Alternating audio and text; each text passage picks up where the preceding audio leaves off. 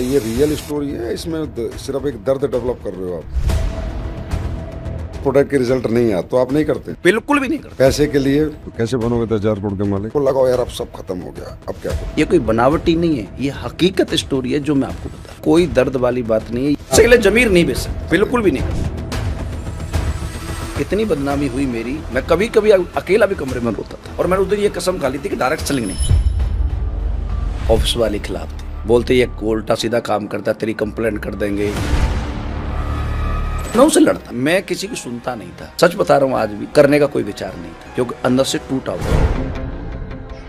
Direct selling नहीं कर रहा था, छोड़ चुके थे। वो छूट चुकी थी, उससे मैं बहुत हताश भी हो गया था। उसके बाद ये कमिटमेंट किया? उसके बाद का कमिटमेंट। पैसे थे ही नहीं पिताजी के पास में, छप्पर डाला हुआ। जब बरसात आती थी तो हमारे पिताजी उसे पकड़ के बैठते थे कि उड़ना चाहिए, पैसा कमाना चाहिए, कहीं से भी मिले पैसा कमाना चाहता था। इसके लिए मैं कुछ भी करने के लिए तैयार। बहुत बड़ी ट्रेजेडी भी हुई थी। मन तो मेरा भी कर रहा था सर कि मैं लौट जाऊं, लेकिन मैंने अपनी वाइफ से कहा कि देख मैं आऊंगा तब भी मुझे 6-7 घंटे लगेंगे, अब तू जो कर सकती है वो करना। घर वालों को भी यही प्रेशर था, तो और कोई रास्ता था नहीं, मजबूरी थी। मैं उस दिन बहुत रोया था। मेरी बेटी मेरे हाथ में हाथ लेके बैठी हुई थी और मुझे ये फील करा रही थी कि पापा जो आपने किया है ना, वो कोई कर नहीं सकता। लीडिंग लीडर्स के पॉडकास्ट में एक बार फिर आपका स्वागत है। आज हमारे बीच फिर एक प्रतिभाशाली, एक कामयाब व्यक्ति जिन्होंने अपने क्षेत्र में बहुत बड़ी कामयाबी हासिल कुछ ही दिनों में की है। आज वो हमारे बीच में आए हुए हैं और उनका क्षेत्र है डायरेक्ट सेलिंग। डायरेक्ट सेलिंग की दुनिया का एक ऐसा नाम जो देश नहीं विदेशों तक भी आज प्रचलित है। लोग उन्हें सुनना चाहते हैं, उनके जैसा बनना चाहते हैं। तो वो ग्रेट पर्सनैलिटी आज हमारे बीच में हैं, जिनके साथ आज हम बात करेंगे, सुनेंगे, समझेंगे और सीखेंगे। तो डायरेक्ट सेलिंग की दुनिया के एक और दिग्गज रामवीर सिंह जी, आपका लीडिंग लीडर्स पॉडकास्ट में बहुत बहुत स्वागत। थैंक यू सर, आपका धन्यवाद कि मुझे आपने यहाँ पर बोलने का मौका दिया। और मैं अपने आप को सौभाग्यशाली मानता हूँ कि आज आपके सामने बैठा हूँ और आप मुझसे बात कर रहे हैं, ये मेरा सौभाग्य है। आज के इस पॉडकास्ट में हम गहराई तक आपको जानेंगे, जो शायद हम नहीं जान पाते, क्योंकि इतनी फुर्सत से कभी हमारे बीच बातें नहीं होती और जनता के बीच तो होती नहीं है। तो सारे लोगों को, इस इंडस्ट्री के डायरेक्ट सेलर्स को इस पॉडकास्ट में बहुत कुछ आपसे जानने, सीखने, समझने को मिलेगा। तो रामवीर सर, सबसे पहले ये पूछना चाहता हूँ कि आपका जन्म कहाँ हुआ? सर मेरा जन्म हुआ डिस्ट्रिक्ट अलीगढ़ यूपी में, तहसील इगलास। एक गांव पड़ता है छोटा सा, 70 घर है उस गांव में। एक छोटा सा गांव है नगला बलराम, तो वहाँ मेरा जन्म हुआ। और परिवार की बात करूं तो हम 5 भाई हैं, 2 बहनें हैं। 2 बहन मुझसे छोटी हैं, मैं 5 भाइयों में छोटा हूं। तो 7 लोगों का आपका परिवार है? जी सर। तो आपके पिताजी ने कुछ फैमिली प्लानिंग वगैरह नहीं की कि मतलब पूरी एक फौज बना दी? सर उस टाइम पर फैमिली प्लानिंग होती नहीं थी, और अच्छा हुआ कि नहीं थी, क्योंकि यदि फैमिली प्लानिंग होती तो शायद मैं आ ही नहीं पाता इस दुनिया में। तो अभी उसके बाद आपकी शादी, बच्चे? सर मेरी 2 बच्चे हैं, एक बेटा है और एक बेटी है। शादी कब हुई थी? शादी मेरी हुई सर 2005 में। अच्छा रामवीर सर, कई बार जब हम आपको देखते हैं, सुनते हैं स्टेज पे, तो आप पढ़ाई की बहुत बात करते हैं कि मैं पढ़ने जाता था, नंगे पैर जाता था और एक बोरी लेके जाता था। तो सरकारी स्कूल तो हमने भी देखे ऐसी बातें, स्लेट लेके तो हम भी गए हैं। तो क्या था, मतलब नंगे पैर आप क्यों जाते थे और मतलब बिना चप्पलों के क्यों चले जाते थे और बोरी क्यों लेके जाते थे? मैं आज जानना चाहता हूँ आपसे। सर ऐसा है कि हमारे गांव में तो स्कूल था नहीं। अच्छा, नगला नगला नगला बलराम में स्कूल नहीं था। खेड़िया गुर्दे में हमारा एक माजरा पड़ता है, वहाँ पर प्राइमरी स्कूल था। अब हम 7 बच्चे हैं घर में। अब पिताजी के पास इतना पैसा था नहीं कि वो सबके लिए सारी चीज़ें ला सके। वहाँ बैठने के लिए कुछ होता नहीं था। क्या करते थे आपके पिताजी? मेरे पिताजी खेती करते हैं सर, और खेती भी बहुत ज़्यादा नहीं है, 20 बीघा खेती है। और उसमें भी सबसे बड़ी प्रॉब्लम थी कि इतना पानी आ जाता था हमारे गांव में, बाढ़ आ जाती थी तो फसल नष्ट हो जाती। कोई नदी लगती है क्या आपके पास? एक नाला लगता था, तो उसकी वजह से पूरे गांव में बहुत बड़ा मतलब संकट आ जाता था। लोग जाकर के टीले पर भी रहते थे। तो स्कूल मतलब आपके गांव में भी नहीं था, दूसरे गांव में जाना पड़ता? दूसरे गांव में जाना तो पड़ता फिर नंगे पैर क्यों जाते थे? सर मजबूरी थी, कोई नंगे पर जाना शौक नहीं है, लेकिन पैसे थे ही नहीं पिताजी के पास में। सरकार से भी कर्जा ले लेते थे, वो भी नहीं चुकता था। पैसे थे नहीं तो पैदल ही जाना पड़ता था और नंगे पैर ही जाना पड़ता था। और बोरी इसीलिए ले जाते थे कि वहाँ बैठने के लिए, नीचे बिछाने के लिए कुछ नहीं था, तो मैं अपनी बिछानी पड़ती थी वो। तो स्कूल में कुर्सियां उर्सियां नहीं होती? ना कुर्सी का तो कोई मतलब ही नहीं है सर। जमीन पे, फर्श पे जमीन बैठ के? फर्श में बैठ के पढ़ते थे सर, कच्चे में बैठ के। कहाँ तक पढ़े हो आप? मेरी पढ़ाई सर 12वीं क्लास तक हुई है और मैंने बीए फर्स्ट ईयर में एडमिशन ही लिया था, तो बस फर्स्ट में, तो फिर वहाँ से मेरी जॉब की शुरुआत हो गई थी। फर्स्ट ईयर में मतलब उन्हें फाइनल कब कंप्लीट नहीं किया? सर यूँ नहीं किया कि घर में बहुत तंगी थी, पैसा था नहीं, तो अब मैं ये सोच रहा था कि यार अपने परिवार का सहारा कैसे बनूं। मैंने 7th क्लास में भी एक इंश्योरेंस कंपनी को ज्वाइन किया था। 7th क्लास में आप जानते होंगे पियरलेस कंपनी का नाम सुना होगा आप। हाँ सुना ना, पीएलएस। हाँ, तो मैंने एक के साथ एक मीटिंग भी अटेंड की है।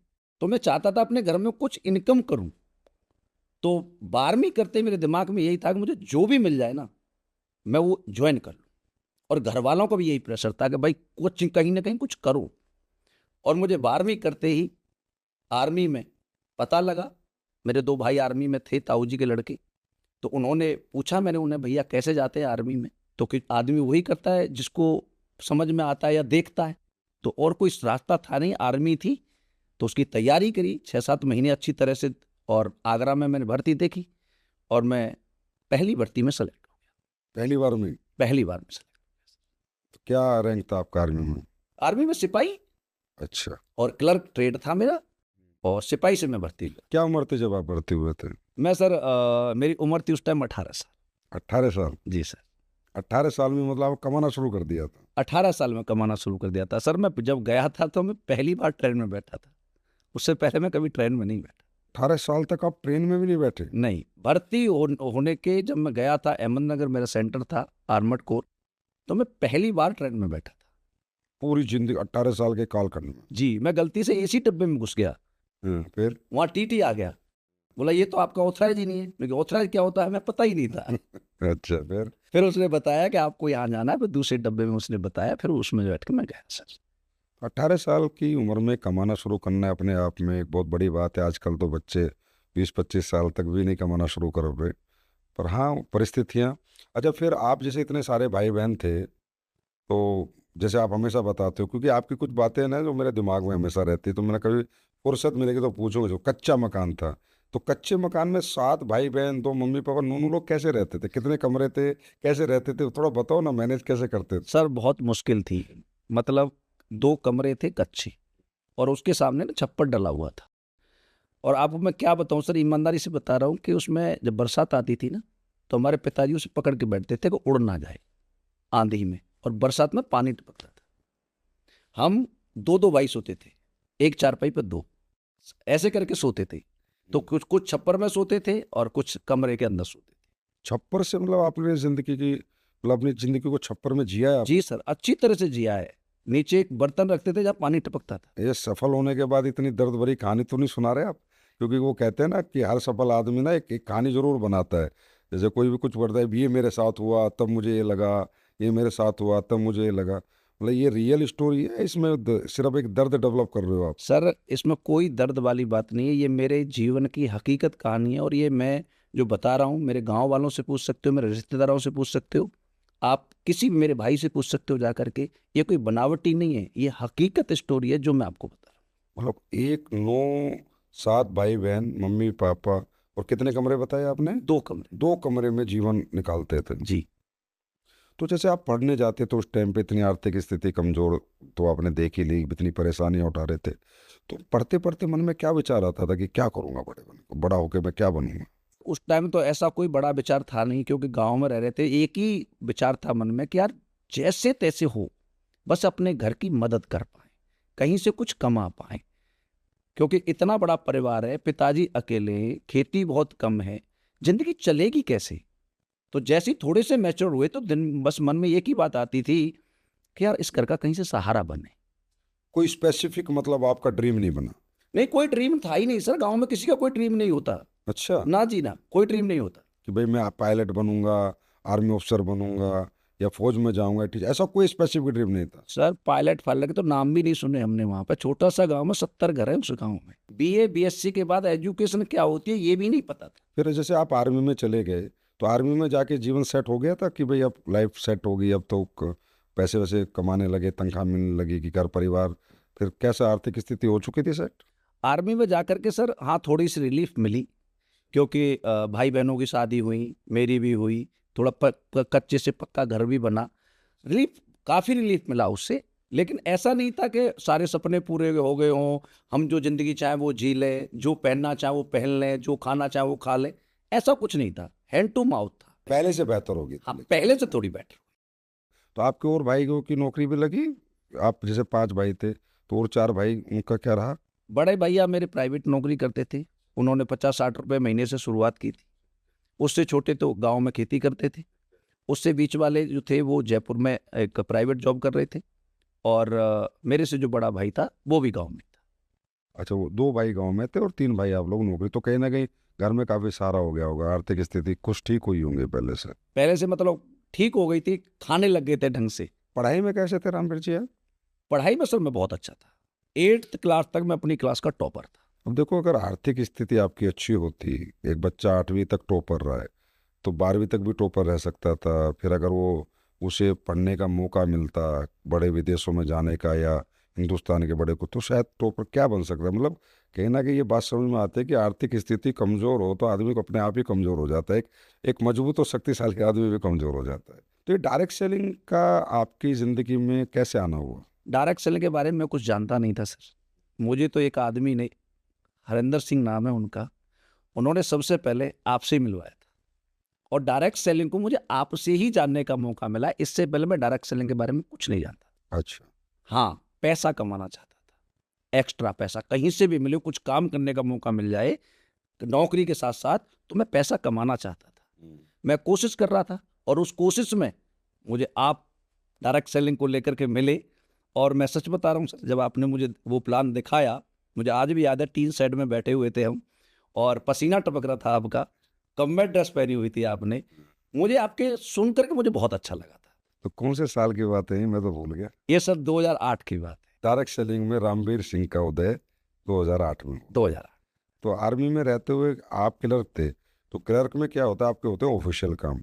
तो आपको तो डेली ऑफिस जाना ही जाना है और आप छुप नहीं सकते, क्योंकि आपके डॉक्यूमेंटों के काम होते हैं। हम लोग थे दूसरे ट्रेड के, तो हम तो कभी इधर उधर घूम जाते थे, भाग जाते थे, अपना टाइम निकाल लेते थे। पर क्लर्क जो होता है उसको तो जिम्मेदारी के काम है सारे।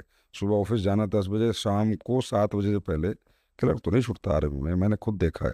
तो आप कैसे टाइम निकालते थे? सर मैं आर्मी में रहता था, सबसे पहले तो मेरे ऑफिस वाले खिलाफ थे।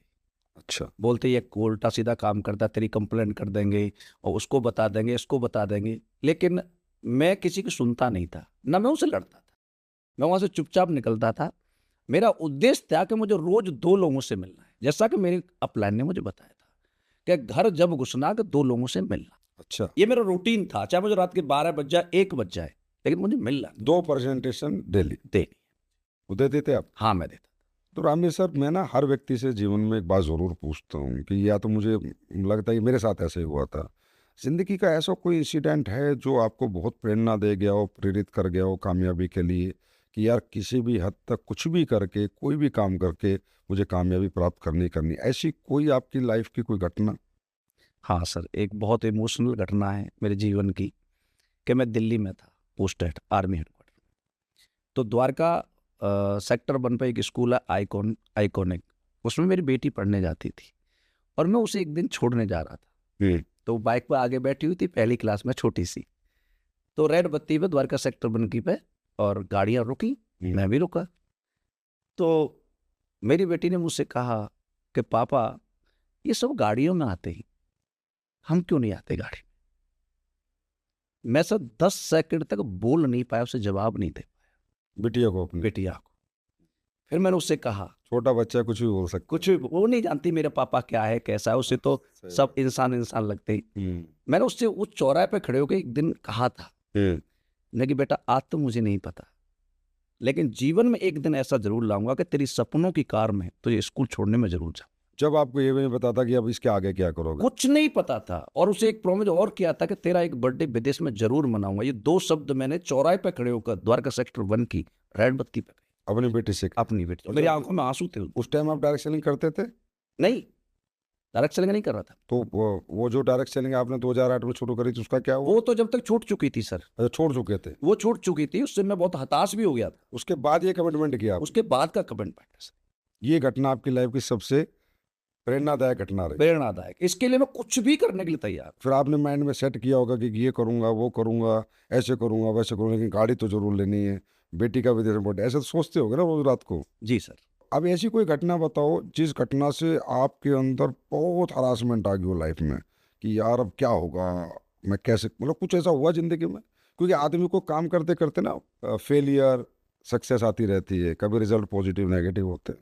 तो कुछ लोग कहते हैं टूट जाते हैं और कुछ लोग कहते हैं जुड़ जाते हैं, होता है सबकी ज़िंदगी में। तो आपकी ज़िंदगी में ऐसा कोई मौका जहाँ आपको लगा हो यार अब सब खत्म हो गया, अब क्या करूँ? बिल्कुल हुआ सर।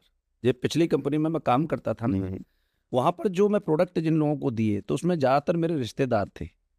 उनको मैंने जो इंश्योरेंस की पॉलिसियाँ दी थी, 3 साल उन्होंने प्रीमियम भरा, 45,000 रुपये डाले, और उनको जब विड्रॉल किया उन्होंने तो किसी को 30,000 मिले थे, 20,000 मिले थे।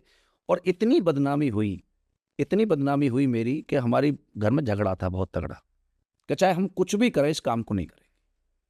और उस टाइम मेरी टीम टूट गई, टीमों को लोगों ने तोड़ दिया। इसके बाद में ये बार बार कॉल मेरे पास आ रहे थे रिश्तेदारों के, उनके हमें लूट लिया, हमारे पैसे खा गया। तो वो एक इतना मतलब मेरे लिए दुखदायक समय था कि मैं आपको बता नहीं सकता। और मैंने उधर ये कसम खा ली थी कि डायरेक्ट सेलिंग डायरेक्ट सेलिंग नहीं करूँगा। कितने साल डायरेक्ट सेलिंग से दूर रहे आप? मैं 3 साल डायरेक्ट सेलिंग से दूर। मतलब पुरानी कंपनी में 15 लाख कमाने के बाद 3 साल नौकरी करते रहे, नौकरी कर या कुछ और भी कर रहे थे? नहीं, कुछ नहीं किया। 3 साल के अंदर मैंने कुछ भी सिंगल पैसे का इधर से उधर कुछ नहीं किया। फिर असली पेश कैसे है आपकी लाइफ में? ये स्लीपियस तो मैं क्या बताऊं सर, वो कहता है ना परमात्मा जब कुछ अच्छा करता है तो कुछ लोगों को मिला देता है। मैं तो जयपुर में ही था और 61 कैवलरी में मेरी पोस्टिंग थी। और उस टाइम जब आपने कंपनी खोली तो मुझे इसका प्लान देखने का मौका मिला। और मैं सच बता रहा हूँ, आज भी मैं जब प्लान देखा था तो करने का कोई विचार नहीं था, क्योंकि अंदर से टूटा हुआ 3 साल से तो नेगेटिव थे आप। टूटा हुआ था सर। और मैं इस वजह से उस प्लान को देखा कि हमारे पर्सनल रिलेशन थे। अच्छा, मतलब मेरे पर्सनल रिलेशन की वजह से मेरे घर आए हाँ, आप। क्या मेरी वाइफ ने कहा था, ये पहली बार बताया आपने सच? हाँ, पर्सनल रिलेशन थे। हाँ। मेरी वाइफ ने कहा था आपको सर बुला रहे हैं, आप देख के आओ, लेकिन मना मत करना, क्योंकि हमारा घर का आना जाना है, हम एक दूसरे के परिवार से रिलेशन करते हैं। कंपनी बड़ी बननी चाहिए, ये हमें सोच के जाना है। करेंगे न करेंगे बात की बात है, आप कह के आना, करूँगा। अच्छा। जी सर। फिर? उसके बाद मैं आ गया सर, मैं तब भी काम नहीं किया। कंपनी का इनॉग्रेशन दिल्ली में आया, मैं यहाँ आया, और यहाँ आपने कुछ प्रोडक्ट सैंपल में बांटे थे और मुझे भी मिले थे। मैं उन प्रोडक्टों को लेके गया।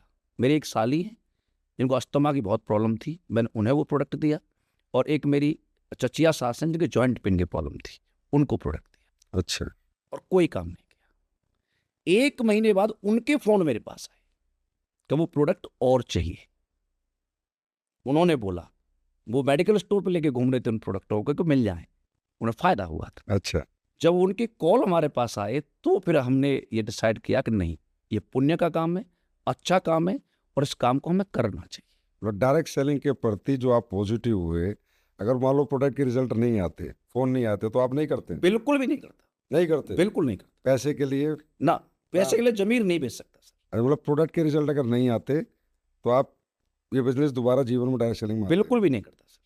तो मतलब मैं ये मानूं कि थैंक्स टू अवर प्रोडक्ट, कि आप जैसा एक बड़ा लीडर, एक इतना प्रतिभाशाली व्यक्ति एसली प्लस वेलनेस में आया तो प्रोडक्ट के रिजल्ट के कारण। 100% सर, प्रोडक्ट की वजह से ही मैं काम। कब शुरू किया था आपने एसली प्लस में काम? रिजल्ट मेरे पास आ गया 1 जनवरी 2015 को। मैंने कॉल किया था कि सर आज से मैं बिजनेस करना स्टार्ट कर रहा हूँ, तो आपकी ब्लेसिंग थी कि बेटा स्टार्ट कर, कहीं जरूरत पड़ती है तो मुझे बता। 2 महीने मतलब आपने 9 नवंबर को आप इनॉग्रेशन में भी आए, प्रोडक्ट लेके गए, लेकिन 2 महीने सिर्फ आप प्रोडक्ट के रिजल्ट का वेट करते रहे। जी सर। तो उसके बाद तो कॉन्फिडेंस आया होगा? बहुत ज़्यादा, इतना कॉन्फिडेंस आया कि उस दिन से आज तक मुझे 10 साल काम करते हुए सिंगल सेकंड के लिए राम भी नेगेटिव नहीं हुआ। तो आप नौकरी करते थे उस टाइम पे या छोड़ चुके थे? नहीं, नौकरी कर रहा था मैं 61 कैलोरी में। 2015 में? हाँ जी। तो नौकरी करते करते आपने काम शुरू किया, तो ये बताओ क्या उसके बाद परेशानी आई, क्या दिक्कतें आई, या कोई दिक्कत नहीं आई, स्मूथ चलता रहा? मैं रियली बताऊं तो मुझे प्रॉब्लम नहीं आई, क्योंकि मेरा नेचर बहुत अच्छा है। अच्छा। मेरे जो सबसे हेड क्लर्क थे मेरे, सबसे पहले मैंने उनको पटाया। अच्छा।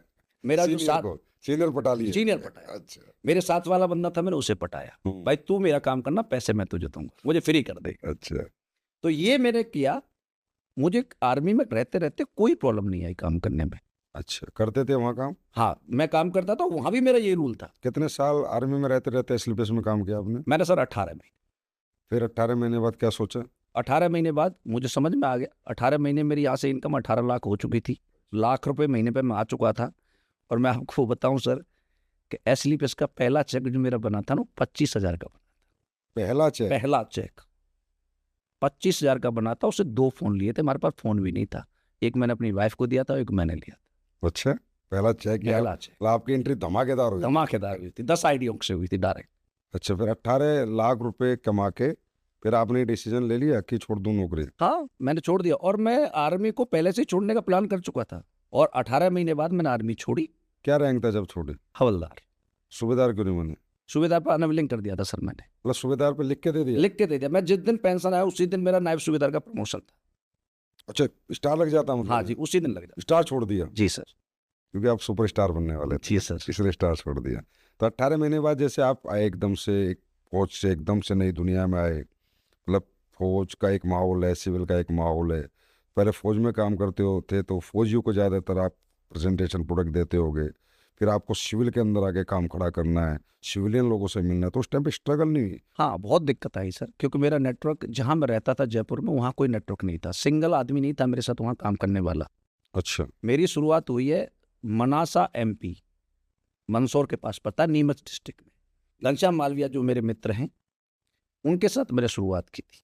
मैं यहाँ से जाता था, रात को 12 बजे ट्रेन होती थी और 4 बजे चित्तौड़गढ़ पहुंचती थी। 1 घंटे वहाँ मैं ठंड पे वेट करता था, अपने घर से कंबल लेके जाता था।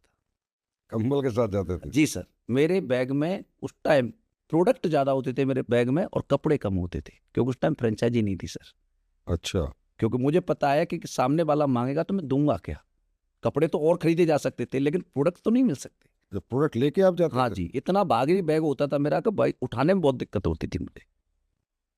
और वहाँ से फिर मैं ट्रेन में बैठता था, स्टेशन होता था नीमच, वहाँ मोटरसाइकिल लेकर के घनश्याम जी आते थे, और 20-30 किलोमीटर उनका घर है। अब सुबह 5 बजे मोटरसाइकिल पर सर्दी में जब बैठ के जाता था ना, तो क्या क्या ठंडा होता था ये मुझे ही पता है। तो उस टाइम एक बार नहीं, हर सैटरडे संडे की ये कहानी होती थी मेरी वहाँ जाने की। और गांव में मैंने सेमिनार किए। गांव में लोग कहते हैं शहरों में सेमिनार होती है, मैंने मनासा के अंदर सेमिनार किए। पहला प्लान सर मैंने दिया है, लोगों को इनविटेशन मैंने किया है, फॉलोअप मैंने किया है, ट्रेनिंग मैंने ली है, प्रोजेक्टर मैंने लगाया, बैनर मैंने लगाए, गेस्ट भी मैं ही लाता था और चीफ गेस्ट ही मैं ही होता था। अच्छा।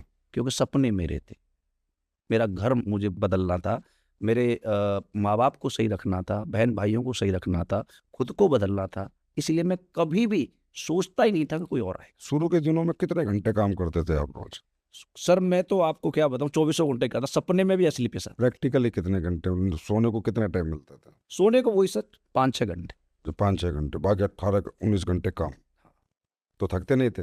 हाँ, बहुत थकता था, लेकिन घर को देखते थे, परिवार को देखते थे, तो मन करता था कि बड़ी मुश्किल से मौका मिला पैसे कमाने का, थकना नहीं है। अच्छा, कामयाब होने के बाद जब हम ऐसी स्टोरी शेयर करते हैं लोगों से, ये स्वीट मेमोरीज, मैं अपनी भाषा में कहता हूँ, पेनफुल स्टोरी जितनी होती है इंसान की कामयाबी में शुरू में, लेकिन जब वो कामयाब हो जाता है तो स्वीट मेमोरी, बड़ा मज़ा नहीं आता होगा? बच्चों को भी बताते होगे, भाई तुम्हारे पापा ऐसे यहाँ तक नहीं पहुँचा, तुम्हारे पापा ऐसे ट्रेन में जाता था, स्टेशन में पड़ा रहता था, बच्चे भी सुनते होंगे? सर बहुत सुनते और बहुत इमोशनल भी होते, और उस बात को जानते भी हैं और मुझसे कहते भी हैं। जब भी मेरी बेटी ने स्कूल में अपने में कभी उसे स्टोरी लिखने के लिए बोला गया ना, तो आज तक सबसे इंस्पिरेशन कौन है आपकी लाइफ में, उसने मेरे ऊपर स्टोरी लिखी हमेशा। रामवीर जी, सबसे बड़ी अचीवमेंट है आपकी लाइफ की कि अगर आपके बच्चे आपको अपना आइडल मान लें, आपके बच्चे अगर आपसे इंस्पायर हो, इस दुनिया में इससे बड़ी कोई अचीवमेंट नहीं होती। अच्छा रामवीर जी, एक बात कहते हैं कि जो घर छोड़ते हैं वो रिकॉर्ड तोड़ते हैं, भाई जो घर से बाहर रहते हैं वही बड़े बनते हैं। हर बड़ा सेलिब्रिटी, हर बड़ा अभिनेता, हर बड़ा क्रिकेटर आज यहाँ खेल। आप ये बताओ कि आप घर से कंटिन्यू लगातार कितने दिनों तक बाहर रहे हो? कोई ऐसा रिकॉर्ड आपके नाम? सर कम से कम जब मुझे याद है, एक बार जब आपने मुझसे कहा था, जब मुझे गाड़ी की चाबी दी थी, कि बेटा घर में जब घुसना, जब इस गाड़ी की कीमत तेरे अकाउंट में है। कौन मैं सी गाड़ी? उस टाइम सर ऑडी Q3 पहली गाड़ी ली थी। कौन से रैंक पे ली थी? ये सर मैं डायमंड बनने वाला था, अच्छा, डायमंड बने भी नहीं थे? नहीं बना नहीं था, Good. तब ली थी। और आपने मुझसे कहा था कि बेटा घर में जब घुसना, कि जब इसका पैसा तेरे अकाउंट में आ जाए। वो 6 महीने जो मैंने किए थे ना, मुझे नहीं पता रात कब थी और दिन कब था, मैं कब घर आया कब नहीं आया, मुझे नहीं पता। 6 महीने के अंदर मैंने अगला रैंक अचीव कर दिया था ब्लू डायमंड। डायमंड से ब्लू डायमंड की आपकी रेस 6 महीने में 6 महीने में है, आप रिकॉर्ड खोल के देख सकते रोडी Q3 मार्केट में हो, मार्केट में। मतलब 180 दिन।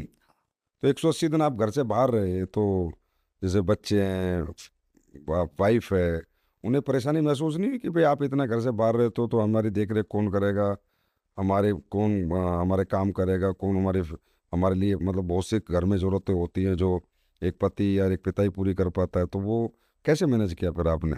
सर मेरी वाइफ बहुत सपोर्टेड है इस बिजनेस के लिए, वो बहुत जानती है इस बात को, बच्चों को याद आती है, मुझे भी आती थी। एक मैं हादसा बताता हूँ कि मेरा बच्चा खेलते खेलते और एक बच्चे ने धक्का दे दिया और उसका इस सर फट गया बहुत ज़्यादा, वाइफ बेहोश हो गई, इतना ब्लड निकल रहा था लड़के के सर से, आपके बेटे के? मेरे बेटे के।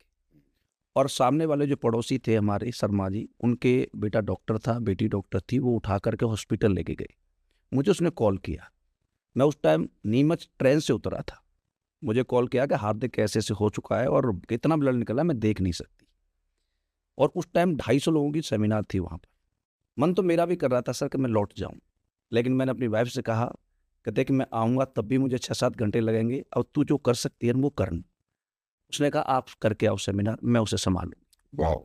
और मैं सेमिनार करके आया सर, मैंने अपना आज तक का कमिटमेंट कभी तोड़ा नहीं मैंने। मतलब आपकी वाइफ का भी सपोर्ट फुल है आपको? बहुत ज़्यादा है सर। परिवार का फुल सपोर्ट? जी सर। तो रामवीर सर, आपकी एक और प्रतिभा है कि आप बहुत अच्छी कविताएं लिखते भी हो, गाते भी हो, और आपके रियली मैं कहूँ तो सरस्वती का वास है, और बड़ी प्यारी आपकी आवाज़ है, पूरे लोग झूम जाते हैं, हजारों लाखों जितने आपके सामने बैठे हो। तो ये कैसे, आप कवि कैसे बने? सर मुझे गाने का शौक बचपन से ही था। अच्छा। मेरे ताऊजी जो थे वो मुझे छोटा सा था तो गांव में जो आग सेकते ना वहीं खड़ा कर देते थे और मुझसे कुछ गवाते थे। मैं प्राइमरी से लेकर 12th क्लास तक हमेशा 26 जनवरी और 15 अगस्त पर प्राइज विनर रहा किस चीज़ में? गाने में? गाने में। अच्छा। और मेरे भैया थे वो मुझे गाना किसी गाने की तर्ज पर लिख के देते थे, देशभक्ति के गाने। तो वहाँ से मुझे लिखने की प्रेरणा मिली। एक बार भैया थे नहीं और मुझे गाना गाना था तो मैंने अपने आप लिखा और वहाँ से मुझे शौक लगा लिखने का। और आर्मी में था तो आर्मी में गाने का मौका मिल ही जाता है, बड़े खाने वगैरह होते हैं, मंदिर परेड होती है तो खूब भजन गाए। तो रामवीर सर, फिर आज एक कविता तो सुनाई दो। बिल्कुल सर। और मेरी जो कविताएं सर मैं रियली जो लिखता हूँ वो मेरे प्रोफेशन के हिसाब से लिखता हूँ, कोई भड़काऊ नहीं, हमारे लोगों को उससे प्रेरणा मिले, ऐसी एक प्रेरणादायक कविता मैं आपको सुनाना चाहूँगा। तेरी खुद से लड़ाई है और खुद ही को खुद जिताना है, वाह। गरीबों की भी किस्मत में अमीरी का खजाना है। वाह। तुझे जो बोलते हैं सब कि तू कुछ कर नहीं सकता, वाह। वाह। जमाने को इसी रास्ते से बन करके दिखाना है। क्या बात। Thank you sir. लिखते वाकई में आप बहुत अच्छा हो और गाते भी बहुत अच्छा हो। मेरा तो ऐसा मन करता है कि मैं सुनता ही रहूं आपको। बहुत अच्छा लिखते हो। Thank you sir. ये मतलब आप मेरा ये बहुत बड़ा शौक था जो आज अच्छा, पूरा हो रहा आपका है। एक शौक और है, आप हर बार कृष्ण जन्माष्टमी पे एक बहुत बड़ा प्रोग्राम करते हो, तो श्री कृष्ण के भक्त हो आप। हाँ सर, प्रभु की कृपा से उनका आशीर्वाद है और हर जन्माष्टमी पर उनका प्रोग्राम कराने का मौका मिलता है तो बड़ी खुशी मिलती है सर। उसमें बहुत अच्छे भजन गाते हो। हाँ, खूब भजन गाते हैं, मंडली बुलाते, कीर्तन मंडली, और हर जन्माष्टमी पर ये काम करने का मौका मिलता है। और मैं सच बताऊं सर कि ये मैंने तभी से करना शुरू किया है जब मैं जयपुर में आया था और SLP से स्टार्ट की थी। पिछले कुछ महीनों से तो क्या पता नहीं आपके सोशल मीडिया पे क्या चमत्कार हो रखा है कि श्री कृष्ण भगवान की कौन सी कृपा है कि आपका तो ऐसे बूस्ट हो गया कि एक रील है साहब, वो 188 million, 188 million is a very big figure, वहाँ तक पहुँच गई हैं और इतने मिलियंस में जा रही हैं। अभी आप तो बिल्कुल एकदम रॉक स्टार बन चुके हो। मतलब आप तो एक तो दिखने में बहुत स्मार्ट हो। अभी उम्र मैं पूछूंगा नहीं क्योंकि वो सबको पता चल जाएगा, मेरे हिसाब से तो 22-23 साल के हो। ये तो प्यार है सर आपका। मैं इंस्टा देख रहा था एक दिन, 188 मिलियन, 40 मिलियन। तो अच्छी बात है कि देश के लोग आपको सुन रहे हैं, आपको देख रहे हैं, मुझे बड़ा अच्छा लगता है। सर ये सब प्रभु भगवान का चमत्कार है और लोगों का प्यार है। अपना कुछ नहीं है, अपना सिर्फ टूटे फूटे शब्द जो लिखते हैं वो लिख देते, ये उनका प्यार है। हाँ, पर मैं ये जरूर सोचता हूँ जब भी बोलता हूँ कि ईमानदारी से बोलना है, किसी को धोखे वाली बातें नहीं करना है, सच्चाई बतानी है, समाज की सच्चाई बतानी है। कोई फेक बात मैं अपनी स्पीचों में नहीं करता हूँ, तो ये लोग उसे पसंद करते हैं। उनका ये प्यार है, उनकी ब्लेसिंग है और सरस्वती माँ का आशीर्वाद है कि मैं अच्छा गा पाता हूँ। तो सर, मैं अभी आपकी एक स्पीच सुन रहा था, उसमें आपने कहा कि मेरी बेटी यूएस में पढ़ने गई है। तो आपने पहले से सोचा था कि बेटी को यूएस पढ़ाऊंगा? सर पहले से तो ऐसा कुछ नहीं सोचा था, इस ऐसी स्थिति नहीं थी कि हम उसे विदेश पढ़ाएं। लेकिन जैसे जैसे हम जयपुर में आए, हमें ये कंपनी मिली, तो मुझे वो चौराहे वाली बात याद आ गई कि यार अभी मौका है, विदेश में इसका बर्थडे मनाना है। तो क्या पता है कि विदेश में पढ़ने चली जाए, तो उसके स्कूल बदलवाता गया। जैसे जैसे मेरे पास पैसा आता गया, अच्छा। मैं जयपुर में 4 स्कूल बदलवाए सर उसके। अच्छा। हाँ, लास्ट में वो JPIS में पढ़ी है, जो बहुत अच्छा स्कूल है, राजस्थान का नंबर 1 स्कूल है। और उसमें उसने अपनी पढ़ाई में अच्छा किया और उसका US में सिलेक्शन हुआ सर।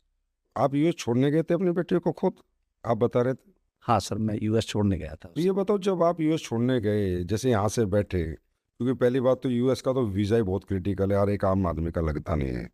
और यूएस जाना और एक एक बड़े आदमी का एक ड्रीम है कि भाई मैं यूएस देखूं कैसा है। मैंने भी नहीं देखा, अभी तो मैं भी यूएस नहीं गया। तो जब आप यहाँ से चढ़े तो क्या भावनाएं थी, और जब आप वहाँ उतरे तो कैसा महसूस किया आपने उस टाइम पे कि एक बच्चा जो नंगे पैर स्कूल जाता था, बोरी लेके जाता था, 2 कमरों के कच्चे में, वो अपनी बेटी को यूएस छोड़ने जा रहा है पढ़ाने के लिए, तो उतरे तो कैसा, थोड़ा बताओगे वो कैसा फील रहा था? सर मैं क्या बताऊँ, वो बड़ा इमोशनल पार्ट था कि जब मैं उसे US लेके गया, वीज़ा तो बड़ी आसानी से मिल गया था। उसमें एक बहुत बड़ी ट्रेजेडी भी हुई थी कि जब मैं वीज़ा बनवाने गया था, उसी दिन मेरे भाई की डेथ हो गई थी। और मैं 15 दिन बाद उसे US लेके गया, तो यहाँ से जब चढ़े थे ना, तो बहुत इमोशनल था मैं। और मैं सोचते हुए जा रहा था कि यार कौन से पुण्य कर्म किए हमने कि आज एक कच्चे घर से आज मेरी बेटी को US लेके जा रहा हूँ, क्योंकि US से आगे सर अंतरिक्ष है और कुछ है नहीं। और मैं जब वहाँ उतरा जा करके, बहुत ज़्यादा इमोशनल था। और ज़्यादा इमोशनल कर दिया मुझे मेरी बेटी ने कि जब मैं होटल में लेके उसे पहुँचा, रेडिसन ब्लू में रुके थे हम वहाँ जाकर, और उसने मेरा हाथ पकड़ के मुझसे कहा, पापा आई प्राउड ऑफ यू। आपने जो किया है ना, वो कोई कर नहीं सकता। आपकी जो मेहनत है। आप अभी भी इमोशनल हो रहे हो थोड़े? मैं उस दिन बहुत रोया था। मेरी बेटी मेरे हाथ में हाथ लेके बैठी हुई थी और मुझे ये फील करा रही थी कि पापा जो आपने किया है ना, वो कोई कर नहीं सकता। मतलब वो मेरे जो 8 दिन थे ना वहाँ, वो इतने भावुक पल थे कि मैं मतलब अपने आप को रोक नहीं पाता था। मैं कभी कभी अकेला भी कमरे में रोता था कि यार क्या कर दिया। और मैं इसमें बिल्कुल कहना चाहूँगा सर, ये आपका आशीर्वाद था। और मेरी बेटी ने वहाँ ये कहा था मुझसे कि अंकल को मेरी तरफ से बहुत धन्यवाद देना कि उन्होंने हमारी ज़िंदगी बदल दी, नहीं तो हम यहाँ कभी नहीं पहुँच पाते। खुशी के आंसू थे? खुशी के आंसू थे। बड़ा, मतलब वो दर्द भूल गए होगे जितना आपने झेला, राते राते भाग दौड़ जो करी, सब भूल गए थे? सब कुछ भूल गया था, कोई दर्द याद नहीं था 8 सर। दिन यूएस का मजा, 8 8 दिन में US में रहा। यूएस में भी मैंने, कहाँ पर, आप तो सबसे टॉप की जगह पे रहे ना? यूनिवर्सिटी ऑफ कैलिफोर्निया UCSD में सर, यूसीएसडी। जो अमेरिका का स्वर्ग कहा जाता है। सबसे अच्छा क्लाइमेट है वहाँ का। जितने भी रिटायर्ड अमेरिकन होते हैं वो सब वहीं रहते हैं। आज आप अपनी बेटी की तरफ से पूरे निश्चिंत हो गए कि बस अब वो तो कुछ, क्योंकि यूएस में बच्चा पढ़ने गया वो कुछ ना कुछ बड़ा ही बनेगा, तो वहाँ से तो एकदम मेंटली फ्री हो गए हैं। हाँ, बेटे की तरफ से तरफ फ्री हो गया हूँ बिल्कुल।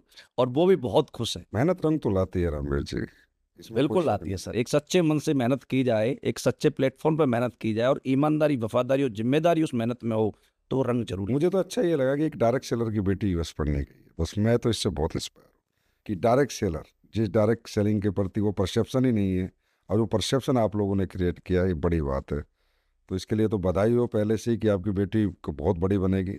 ये हमारी शुभकामनाएं हैं उसके लिए। Thank you sir. सो पर ये बहुत बड़ी अचीवमेंट थी आपके लिए, बहुत बड़ी अचीवमेंट थी। अच्छा ये बताइए, जो पुरानी कंपनी थी आपकी और नई कंपनी, इनमें दोनों में क्या फ़र्क आपने देखा, कि क्या फ़र्क है कि वहाँ आपने मतलब छोड़ ही दिया था, नेगेटिव हो गए थे, और यहाँ क्या फ़र्क, क्या अच्छा लगा आपको? फर्क बहुत है सर। यहाँ हम जो काम कर रहे हैं, एक प्रॉपर सिस्टम है, जिसके हिसाब से हम काम करते हैं। यहाँ का जो प्रोडक्ट है वो लोगों की ज़रूरत का प्रोडक्ट है, यहाँ कोई थोपा नहीं जाता किसी के ऊपर। यहाँ जितने भी हमारे अपलाइन हैं वो बहुत अच्छी तरह से डायरेक्शन देते हैं हमारे को आगे बढ़ने के लिए। एक सिस्टम क्रिएट किया हुआ है और बहुत अच्छा एक प्लान हमारे को दिया है, जिसकी वजह से हम यहाँ तक पहुँचने में कामयाब हुए हैं। क्योंकि सब कुछ प्रोडक्ट से नहीं होता, हाँ प्रोडक्ट का रोल होता है, 60% रोल होता है।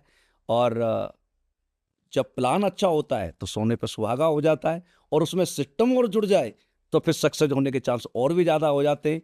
और सर अपलाइन अच्छा मिल जाए तो फिर तो भगवान मिल जाता है, फिर सक्सेस होने से उसे कोई रोक नहीं। सही मायने में आपने अपग्रेड किया, बेहतर। बेहतर। ऐसा तो नहीं है कि पुरानी कंपनी में भी, मैंने भी पुरानी कंपनी में बहुत कुछ सीखा है, बहुत वहाँ भी नॉलेज मिली है। बैड एक्सपीरियंस कभी होता ही नहीं इंसान का, या तो कहते हैं ना वो सीखता है या जीतता है, तो सीखने को तो काफ़ी कुछ मिला है। बिल्कुल सर, वो सिखलाई जो थी उसी से तो मैं यहाँ तक पहुँचा। क्योंकि इस कंपनी में जब मैं आया सर, मैं काम कर रहा था, तो मैं क्या बताऊँ सर, मेरे तो अपलाइन आप ही थी और मैं आपको बार बार बुला नहीं सकता था, बिकॉज आप कंपनी के एमडी थे, पूरी कंपनी को आपको संभालना था, तो मैं आपको कैसे बुलाता। हाँ, मेरे को जब भी ज़रूरत पड़ती थी मैं आपको कॉल करता था, आपके पास आता था, आप मुझे डायरेक्शन देते थे। लेकिन मैंने जीवन में आपको भगवान की तरह माना है, और आपने जो कहा है मैंने उसे अपने जीवन में किया है। लोग सुनते हैं, करते नहीं, मैंने किया है उसे। लेकिन वैसे आप सेल्फ मेड पर्सनैलिटी भी मैं कहूँगा, क्योंकि रियली में आपने अपने दम पे इतना बड़ा एम्पायर खड़ा किया है, और आप सेल्फ मेड तो आपने वाकई में प्रूव करके दिखाया है कि एक व्यक्ति अगर ठान ले तो कुछ भी कर सकता है। अच्छा, मैं ये पूछना चाहता हूँ भी आपसे कि डायरेक्ट सेलिंग में ऐसी कोई 5 बातें बताएं जिनको फॉलो करके आप यहाँ पहुँचे। डायरेक्ट सेलिंग में सबसे पहली बात है सर, सक्सेस होना है तो, कि आपको अपना दिमाग नहीं लगाना। जो अपलाइन बताता है, अपलाइन कौन होता है? अपलाइन वो होता है जो आपसे पहले उन सारी समस्याओं से लड़ चुका होता है। अपलाइन को 100% फॉलो करना सबसे पहला काम है। दूसरा, जो सिस्टम बनाया है उस सिस्टम से बाहर नहीं जाना है, क्योंकि हमने कोई काम किए नहीं है, हमें नहीं पता। एक किसी आदमी ने सिस्टम बनाया तो सिस्टम बनाने में बहुत समय लगता है, और आप सिस्टम से बाहर जाके करने की कोशिश करोगे तो आप कभी नहीं कर सकते। तीसरा, अपनी टीम के साथ हमेशा ईमानदार रहना है। जो आपने कहा है उसे करना है, जो आप नहीं कर सकते उसे कभी कहना नहीं। कमिटमेंट बहुत जरूरी है। कमिटमेंट पे खरा उतरना 100%। चौथा, जो भी लीडर्स आपके साथ आए हैं उन्हें अपने बच्चे की तरह माने। क्यों माने? क्योंकि जिनके साथ पूरी जिंदगी हमें काम करना है उनसे हमें लगाव होना चाहिए, उनके साथ हमारी सारी चीजें शेयर होनी चाहिए, उनकी हेल्प करनी चाहिए, मतलब मोहब्बत होनी चाहिए। अपलाइन डाउनलाइन से डाउनलाइन अपलाइन से। हाँ, मेरे जीवन का एक सूत्र है सर, कि मेरी वजह से कोई करोड़पति बने या न बने, मेरी वजह से कोई बिजनेस छोड़ के नहीं जाना चाहिए। बहुत बढ़िया, वेरी गुड। पांचवा जो मैं फॉलो करता हूँ, कभी नेगेटिव नहीं होना, हमेशा पॉजिटिव रहना। सिचुएशन अप डाउन होता है, बिजनेस में सबकी में होता है, हमें कभी नेगेटिव नहीं होना। और बाई चांस कोई नेगेटिविटी आ रही है तो 100% अपने अपलाइन के पास जाओ, गले लगो, पैर छू, उनसे कहो सर मुझे ऐसे ऐसी चीजें आ रही, डिस्कस करो, बैठो मत लेकर के। क्योंकि छोटा सा गड्ढा यदि खुला रह जाए तो बड़ा गड्ढा बन जाता है, एक्सीडेंट हो जाता है। राम सर, नेगेटिव यहाँ होता क्यों व्यक्ति? कैरियर से नेगेटिव होना, मतलब मुझे तो आज तक जीवन में ये लॉजिक ही समझ में नहीं आया कि मैं नेगेटिव हो गया। मतलब मेरे फ्यूचर से, मेरी आती हुई कमाई से, मेरी आती हुई सफलता से, मेरी आती हुई कामयाबी से, नाम से, सम्मान से नेगेटिव हो कैसे सकता है? सर वो नेगेटिव होने का उनका कोई बड़ा कारण नहीं है, क्योंकि वो ऐसे इन्वायरमेंट से आते हैं जहाँ उनकी बड़ी सोच नहीं होती, उनके परिवार में या गांव में किसी ने ऐसा काम किया नहीं होता। और जब वो पहली बार ऐसे सिस्टम में आते हैं, क्योंकि उस काम को करना भी नहीं जानते, किसी सिस्टम में आज तक रहे नहीं है, तो सारी चीज़ों को एक्सेप्ट करने में उनको दिक्कत होती है, और रिजल्ट उनके अनुसार नहीं आता। रिजल्ट उनके अनुसार आता नहीं है। तो नेचुरल होता है कि सर जब ये सारी चीज़ें उसके साथ होंगी तो वो नेगेटिव होता है। लेकिन जो कैरियर को जानता है, जो समझ चुका है, वो कभी नेगेटिव नहीं होता। और सारे लोग नेगेटिव नहीं होते, कुछ लोग होते हैं। सर आपके हिसाब से एक डायरेक्ट सेलर को 30 दिन में कितने दिन घर से बाहर रहना चाहिए या काम करना चाहिए? 30 दिन में, और कितने घंटे रोज काम करना चाहिए? देखो सर, मार्केट के हिसाब से देखा जाए तो कोई नौकरी करता है तो 26 दिन काम करता है, 4 दिन की छुट्टी होती है। नौकर 26 दिन काम करते हैं, और जो मालिक होते हैं वो 30 के 30 दिन काम करते हैं। और हम जो काम कर रहे हैं ये नौकर वाला नहीं है, ये मालिक वाला काम है। तो हमें 30 के 30 दिन मार्केट में रहना चाहिए। कितने घंटे काम करना चाहिए रोज? नौकर घड़ी देख के वापस आता है और मालिक धंधा देख के वापस आता है। हमारा कोई समय नहीं है, फिक्स नहीं है कि 4 घंटे करना, 10 घंटे करना, 15 घंटे करना है। हो सकता है 20 घंटे करना पड़े, टीम बैठी हुई तो 22 घंटे करना पड़े, हो सकता है पूरी रात भी जगना पड़े, और जगें हम। क्योंकि हमारा काम है, हमारा काम जब खत्म होगा तभी तो हम सोएंगे। कुछ लोग 2 घंटे काम करके कहते हैं कि मैं रोज डायरेक्ट सेलिंग करता हूँ और मैं तो डेली 2 प्रेजेंटेशन करता हूँ, 2 घंटे इस धंधे के लिए रोज निकालता हूँ। उनके लिए क्या मैसेज देना चाहेंगे? सर वो बिल्कुल झूठ बोलते हैं। 2 घंटे में कोई मालिक नहीं बनता, 2 घंटे में सक्सेस नहीं मिल सकती, 2 घंटे में उसके परिवार के सपने पूरे नहीं हो सकते, 2 घंटे में दुनिया में कोई भी बड़ा इंसान नहीं बना, वो कैसे बन जाएगा? नौकर 8 घंटे का है, जो नौकर बनना है तो उसको 8 घंटे देने, तो मालिक बनने वाले को तो मेरे ख्याल 8 से ज़्यादा ही देने पड़ेंगे। अनलिमिटेड टाइम होता है सर नौकर मालिक का। आप किसी भी मालिक को उठा लें, नौकर छोड़ के चले जाते हैं, मालिक ऑफिस में बैठे रहते हैं, कंपनियों में बैठे रहते हैं। कभी कोई मालिक जो होता है उसको घड़ी देख के वापस आता ही नहीं, उसका टाइमिंग हो ही नहीं सकता सर। आप 30 के 30 दिन काम करते हो? बिल्कुल सर, मेरे पास और कोई काम नहीं है इसके अलावा। मैं घर में एक सिंगल 1 मिनट भी कोई काम नहीं करता, तकिया भी उल्टी पड़ी हो मैं सीधी नहीं करता। अच्छा, जी, मेरा फोकस ही नहीं है उस पर, न मुझे घर से कोई प्यार है। सिर्फ काम। काम केवल एसलीप, इसके लिए आप 24 घंटे जगा लीजिए आप, मुझे कोई प्रॉब्लम। तभी आप इतने बड़े रैंक पे आए हो इतने कम समय पे। अच्छा, आपके हिसाब से जैसे अभी डायरेक्ट सेलिंग में तो महिलाएं भी आती हैं, मेल फीमेल आते हैं, एज ग्रुप भी आते हैं, कोई 20 से 25 साल के बच्चे आते हैं, 25 से 35 के लोग, 35 से सब तरह के लोग आते हैं। तो आपको क्या लगता है जल्दी कौन सक्सेस हो सकता है? किस एज ग्रुप का व्यक्ति यहाँ जल्दी सक्सेस हो सकता है?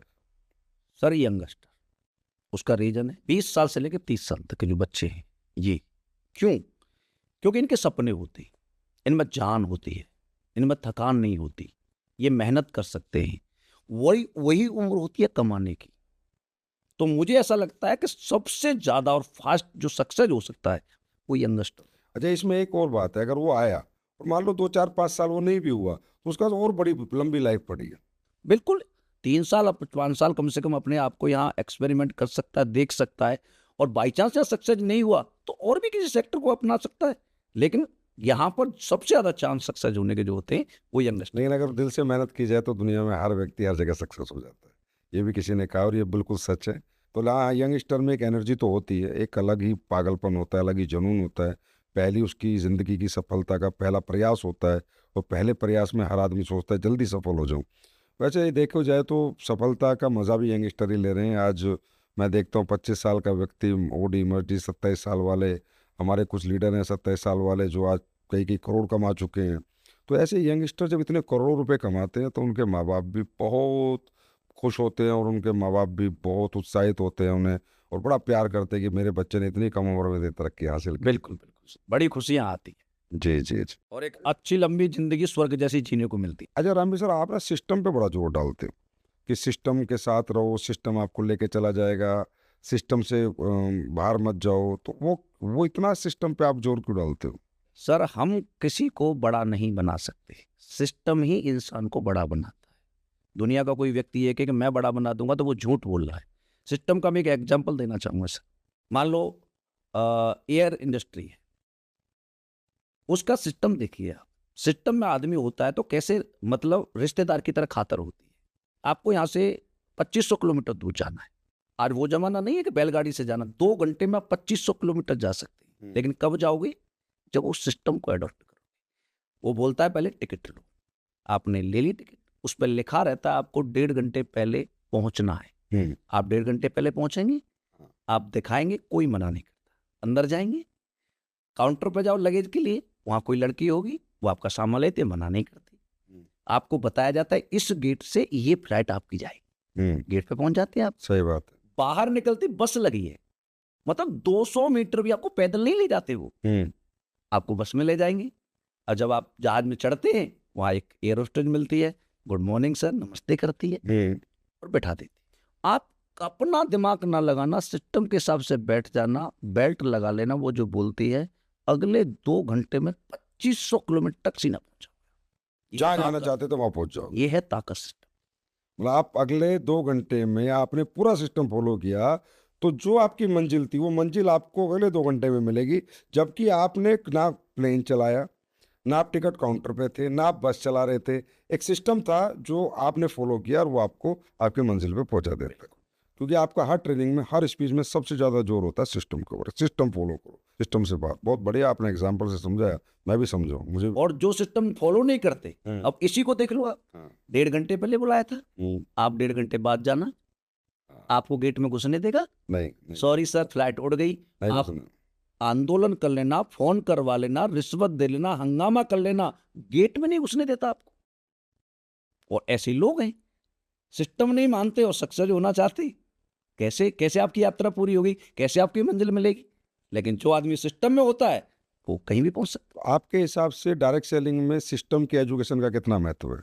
सर बहुत महत्व है। और ऐसा नहीं है कि डायरेक्ट सेलिंग नहीं है, दुनिया का कोई भी ऑर्गेनाइजेशन बिना सिस्टम के चलता ही नहीं। ऐसा नहीं है पढ़ाई वाला ही। आप बताइए, कोई पहलवान बनता है तो 5 साल अखाड़े की पढ़ाई करता है या नहीं करता? करता है। उसका जो कोच बताता है करता है या नहीं करता? आप क्रिकेट में चले जाओ, 10 साल बच्चा कोच के हिसाब से पढ़ाई करता है, किताब नहीं है पढ़ता है। चाहे आप किसी भी फील्ड में सक्सेस होना चाहते हैं तो उस सिस्टम को एडॉप्ट करना पड़ेगा और उसके द्वारा बताए हुए ज्ञान को हमें एडॉप्ट करना पड़ेगा। चाहे वो MBBS हो, इंजीनियर हो, पहलवान हो, क्रिकेटर हो, सिंगर हो, बॉलीवुड में हो, सभी को 5 साल 10 साल सिस्टम में रहना पड़ता है और उसकी पढ़ाई पढ़नी पड़ती है। तो सक्सेस के लिए मोटिवेशन जरूरी है, एजुकेशन? मोटिवेशन तो स्टार्टिंग है सर। हम किसी को देख के इंस्पायर हो सकते हैं मोटिवेशन से। तो कि एक बाइक होती है, उसमें किक मार दो तो वो स्टार्ट हो गई। अब स्टार्ट हो गई, दौड़ेगी कब? दौड़ेगी जब जब उसमें गियर डलेगा। और गियर कौन डालता है?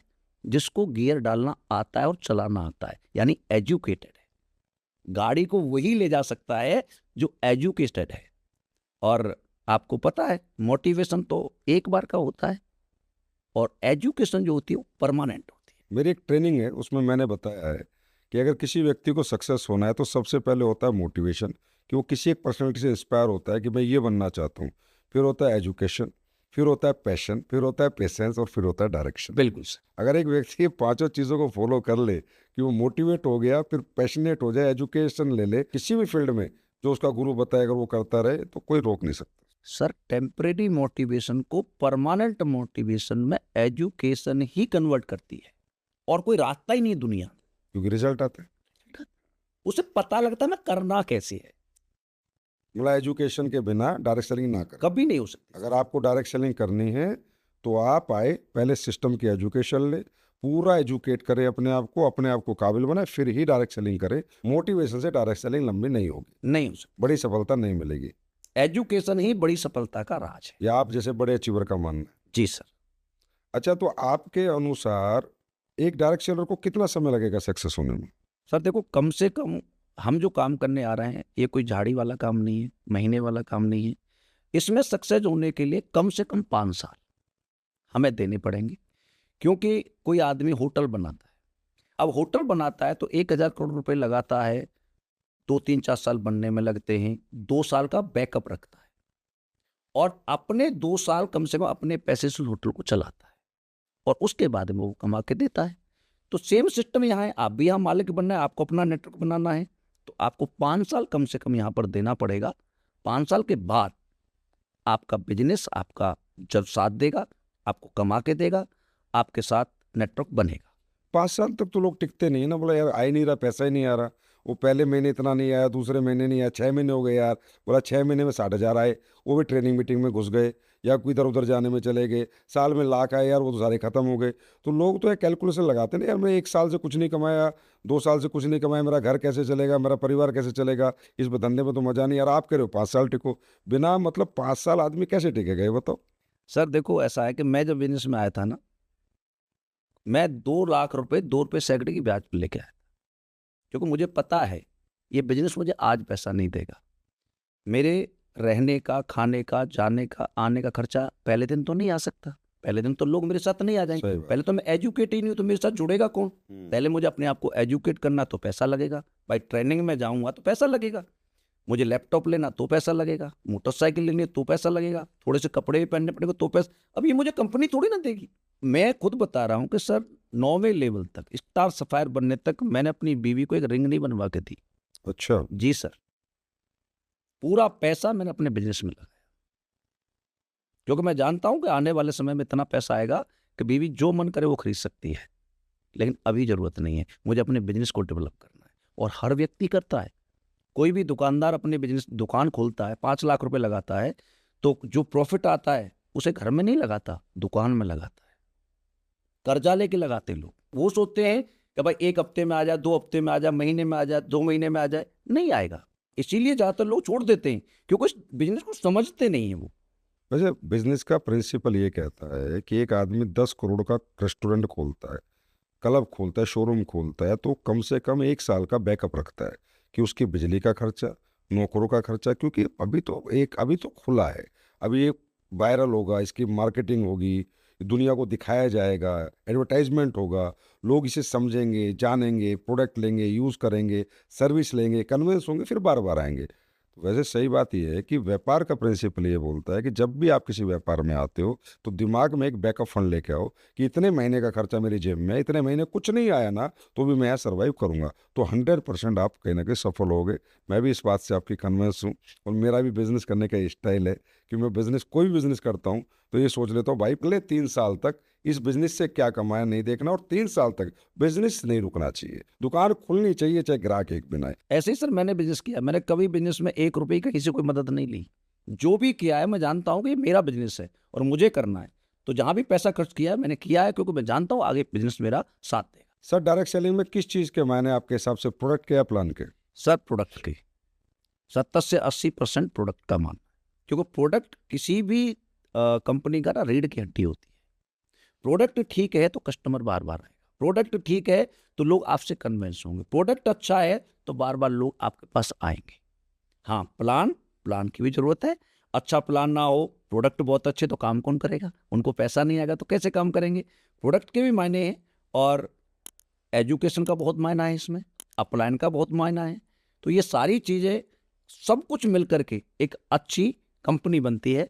तो सर आप ये बताओ, ये जो प्रोडक्ट की आड़ में जो डायरेक्ट सेलिंग प्रोडक्ट का एक मुखौटा बना के उसके पीछे प्लान, ये मिलेगा, ये अचीवमेंट, और प्रोडक्ट के नाम पे कुछ भी नहीं, प्रोडक्ट बिल्कुल नॉन क्वालिटी प्रोडक्ट, तो ऐसे लोगों के लिए क्या कहना चाहेंगे?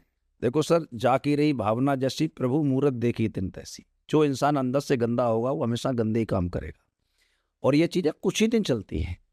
आप सोचिए 1996 से डायरेक्ट सेलिंग इंडिया में चल रही है। आज 4-5 कंपनियां हैं जो टॉप पर हैं, जो प्रोडक्ट बेस्ड इथिकल काम करती हैं। बाकी कितनी कंपनियों को रजिस्ट्रेशन हुआ, कितनी खत्म हो गई, रातों रात खत्म हो जाती है, रातों रात लोग भाग जाते हैं। तो ये लोगों का समाज में डायरेक्ट सेलिंग के प्रति नेगेटिविटी फैलाने का काम है। इनको ये नहीं करना चाहिए, और ये समझना चाहिए कि एक बहुत अच्छा पवित्र धंधा है, इससे करोड़ों लोगों की जिंदगी बन सकती है, कुछ अच्छा कर सकते हैं। अच्छे प्रोडक्ट देने चाहिए लोगों को। बिल्कुल देनी चाहिए। वैसे तो मैं तो ये कहता हूँ आजकल भाई फ़ोन भी स्मार्ट है और आदमी भी स्मार्ट है, अब दोनों स्मार्ट है।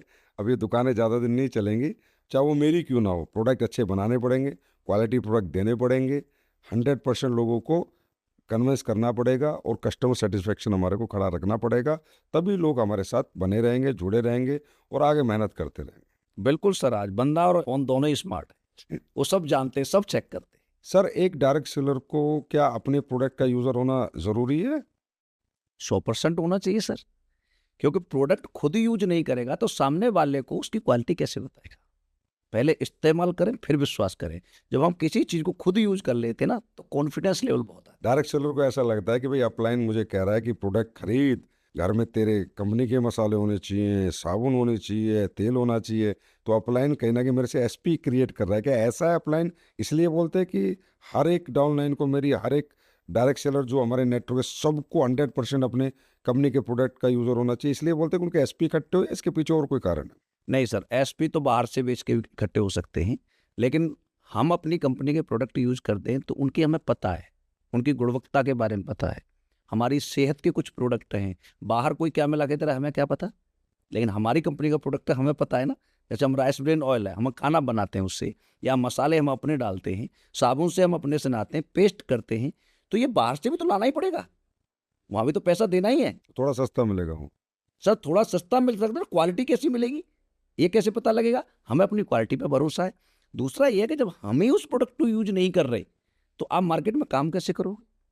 आप खुद उसके यूजर नहीं है और उसे बेचने जा रहे हैं आप। कोई आदमी आपके घर कल आ गया और उसने चेक कर लिया कि भाई तुम तो खुद ही यूज नहीं करते, तो आपसे साथ आएगा या आपसे नाराज होगा? वही वाली बात हो जाएगी कि ये तो चिपकाने वाले लोग हैं, चिपकाने वाला क्योंकि अगर प्रोडक्ट में जान होती तो इसके घर में रखो। खुद भी यूज करता। सही बात। इसमें मतलब अपलाइन जो लोगों को गाइड कर रहा है कि भाई तुम्हारे घर में कंपनी के 100% प्रोडक्ट के तुम यूजर होने चाहिए, उसमें अपलाइन का ध्येय एसपी का नहीं है, अपलाइन का ध्येय कॉन्फिडेंस का है कि उसे कॉन्फिडेंस रहे और उसे लगे कि हाँ भाई मैं यूज़ कर रहा हूँ, और वो जब किसी को यूज़ कराए तो उसके अंदर एक अलग ही चार्म दिखे। बिल्कुल बिल्कुल सर, अपने प्रोडक्ट यूज करके जब हम कुछ चीज़ों को यूज करते हैं तो कॉन्फिडेंस लेवल बहुत आता है और गारंटी के साथ, कॉन्फिडेंस के साथ सामने वाले से कह सकते हैं ये प्रोडक्ट ऐसा है। अच्छा रामबी सर, इस इंडस्ट्री के बारे में एक बात है कि यहाँ लोग आते हैं, बहुत मोटिवेट होते हैं, कोई महीना टिकता है, कोई 2 महीना टिकता है, कोई 3 महीना टिकता है, कोई 4 महीना टिकता है, इवन 6-6 8-8 महीने बाद भी लोग छोड़ जाते हैं। ये कहते हैं यहाँ सक्सेस का रेशो बहुत कम है, लाखों में तादाद में लोग ज्वाइन होते हैं और हजारों में ही लोग सक्सेस होते हैं, कुछ ही हजार। तो ऐसा क्यों है? आज की इस इंडस्ट्री में ऐसी क्या, मतलब ऐसी कौन सी नेगेटिव चीज़ है कि इतने लाखों लोग आए और फिर सक्सेस बहुत थोड़े से हो? सर ये तो डायरेक्ट सेलिंग इंडस्ट्री है। मैं आपको डॉक्टर की जो सेलेक्ट होते हैं ना उसके बारे में थोड़ा बताना चाहूँगा। एक साल में 10 लाख बच्चे 90% से ऊपर मार्क्स लेकर के पास आउट होते हैं। और वैकेंसी कितनी है मेडिकल? कितने बच्चे? 10 लाख 90%? हर साल 90% से ऊपर वाले जो बच्चे डॉक्टर पीसीबी, हाँ फिजिक्स केमिस्ट्री बायोलॉजी वाले? हाँ जी। और वो बच्चे अप्लाई करते हैं डॉक्टर के लिए, वैकेंसी है ज़्यादा से ज़्यादा 6 से 7 हज़ार या 10 हज़ार। 1% सिलेक्शन 90% से ऊपर वाले बच्चों का हो पाएगा, औरों की तो बात ही छोड़ दीजिए। 90% ऊपर वालों को? हाँ जी। हमारी इंडस्ट्री कैसी है? जहां पर कोई एजुकेशन नहीं पूछता, कोई जात नहीं पूछता, कोई धर्म नहीं पूछता, कोई जेंडर नहीं पूछता, हाइट नहीं पूछता, वेट नहीं पूछता। यहाँ जो लोग आते हैं, सबसे बड़ी बात है कि इनके खानदान में किसी ने ये काम किया नहीं और ये उम्मीद करते हैं कि आते ही पैसा आ जाए, महीने में आ जाए, 2 महीने में आ जाए। तो वो उस बिजनेस को समझ नहीं पाते, धंधे को नहीं समझ पाते। जब टीम बनने वाली होती है, एक आध दो आदमी साथ में आते हैं तो खुद बैठ जाते हैं, सिस्टम में नहीं आते। ट्रेनिंग होगी उसमें बुलाने पर नहीं आएंगे, फिर कहते हैं हमारा चेक नहीं बनना। उनकी कंप्लेंट ज़्यादा रहती है और काम कम रहता है। इसकी वजह से लोग इसको छोड़ के जाते हैं। अच्छा रामबी सर, आप क्या एंजॉय करते हो यहाँ पर? एक तो आता है आपको चेक आता है, हर वीकली चेक आता है, और मंथली इनकम आती है, रैंक की इनकम, और एक आप जब कहीं जाते हो तो हजारों लाखों लोगों की भीड़ होती है, आपके लिए ताली बजाती है, फूल बरसाती है, रामबीर सर जिंदाबाद। मतलब क्या एंजॉय करते हो? पैसे को ज़्यादा एंजॉय करते हो, पब्लिक के जो दिए हुए प्यार को, जो रिगार्ड मिल रहा है, किसको ज़्यादा एंजॉय करते हो? सर पैसा कभी भी इंस्पायर नहीं करता। पैसे का कभी भी चेक आया मेरा बड़ा, मैंने कभी डीपी पे नहीं लगाया, लेकिन जब भी मेरे गले में माला डली ना, मैंने अपनी डीपी पक्का चेंज की। अच्छा। जो प्यार होता है ना लोगों का, तालियां होती हैं, जो फूल वर्षा होती है, उससे जो इंस्पिरेशन मिलती है, उससे जो अंदर वो आता है जुनून, वो पैसे से कभी नहीं आता, प्यार से आता है सर। मतलब आपने कभी सोचा था कि इतने हजारों लाखों लोग मेरे फॉलोअर होंगे?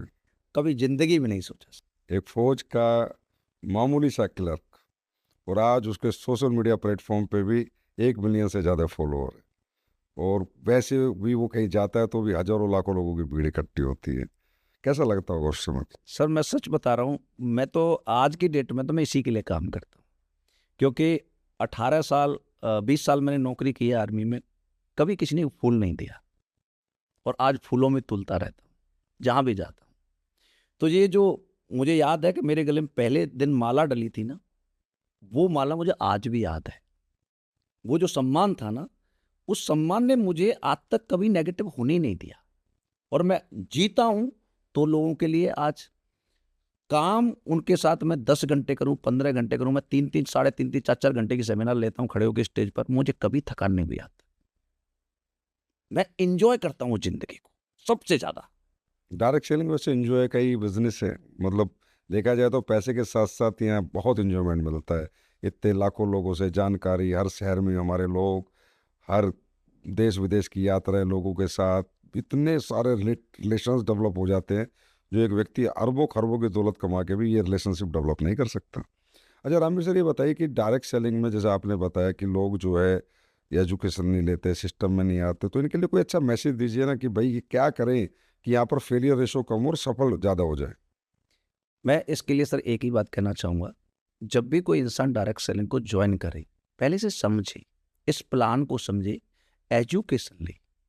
क्योंकि एजुकेशन एक ऐसा पार्ट है, कोई डॉक्टर बनने का निर्णय लेता है, तो फिर उसे एक टीचर बताता है कि डॉक्टर बनने के लिए क्या-क्या करना है। जब उसे क्या पता लग जाता है, तो फिर वो कभी नेगेटिव नहीं होता, कभी छोड़ता नहीं। ऐसे ही पहलवान बनना है, 4 बजे रोज जगना है, तो उसे जो क्या है उसका व्हाई जो है वो क्लियर पहले करना चाहिए काम करने से पहले। और जो पहले उस सेक्टर में कामयाब हुए हैं, उन लोगों की बातों को अपने पिता की बातें समझ करके ग्रहण करना चाहिए, क्योंकि इस संसार में उसके पिता के बाद वो जो व्यक्ति बता रहा है वही उसका सबसे बड़ा शुभचिंतक है। मुझे ऐसे समझ आ रहा है कि सिस्टम के फॉलोअर बनो, अपलाइन के फॉलोअर बनो, सिर्फ फॉलोअर बनो। बस। और जब तक बड़े ना बन जाओ, लीडर बनने की कोशिश मत करो, फॉलोअर ही बने रहो। फॉलोअर जब तक रहोगे कामयाब होते रहोगे, जिस दिन लीडर बनने की कोशिश करोगे कामयाबी दूर जाती चली जाएगी। देखो सर, आपने देखा होगा सबसे बड़ी फॉलोवर होती है भेड़। एक भेड़ कुएं में गिरती है और सारी भेड़ कुएं में गिर जाती है। आपने कभी भेड़ को रोड पर मरते हुए देखा है? मैंने नहीं देखा। फॉलोवर होती है सर, और फॉलोवर कभी मरता नहीं। रोड पर मरते हैं सबसे ज्यादा कुत्ते, क्योंकि दिमाग बहुत लगा। सही बात। जो इस बिजनेस को छोड़ते हैं वो वही लोग होते हैं, जो दिमाग करूं न करूं, करूं न करूं, मर जाते हैं। अकेले जानवर पर कोई भी गाड़ी चढ़ा देता है, झुंड पर कोई गाड़ी नहीं चढ़ाता। फॉलोवर बनना है।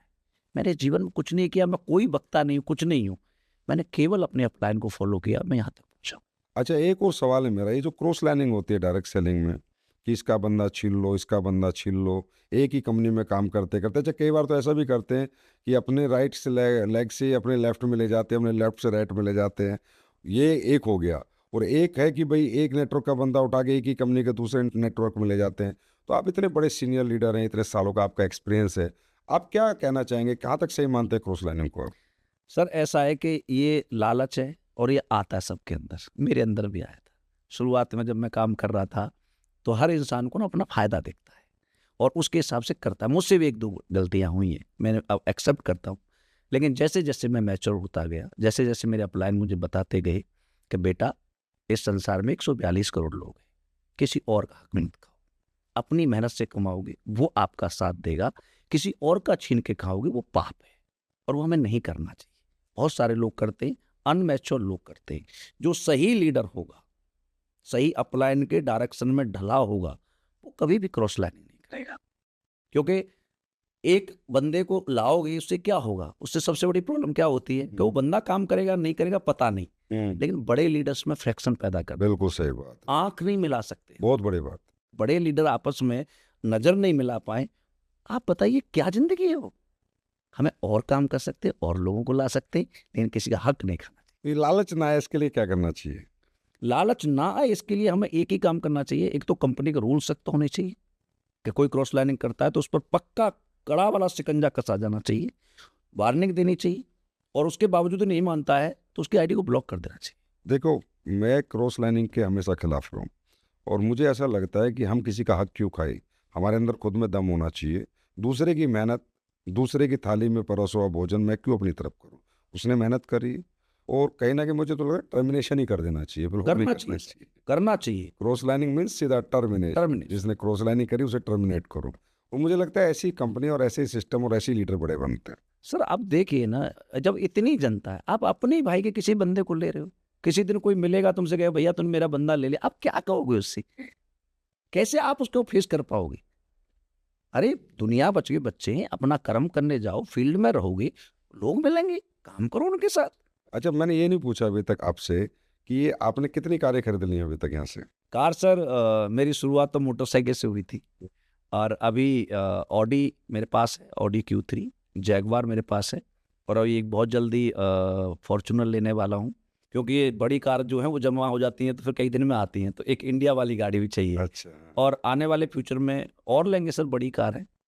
अब मतलब इतनी सारी कारों का लेते हो, तो जब जाते हो शोरूम पे, तो जैसे पहले तो सोचते थे बाइक लेने भी, अब तो कैसे जाते हो, बिंदास हो गए? अब कोई डर नहीं लगता सर। अच्छा, अब तो किसी भी कार पर हाथ रख दें तो उसे ऐसा फील होता है हाँ ले लेंगे, कितने भी पैसे में क्यों। तो सर ये 3 कारों का क्या करोगे आप? सर 3 कारों के लिए घर पे वाइफ रहती है सर, उसके लिए कार चाहिए। एक बच्चे स्कूल जाते हैं, बच्चा क्रिकेट खेलने जाता है तो उसको लाने जाने के लिए चाहिए, और एक आपको पता है 24 आवर्स मुझे फील्ड में चाहिए।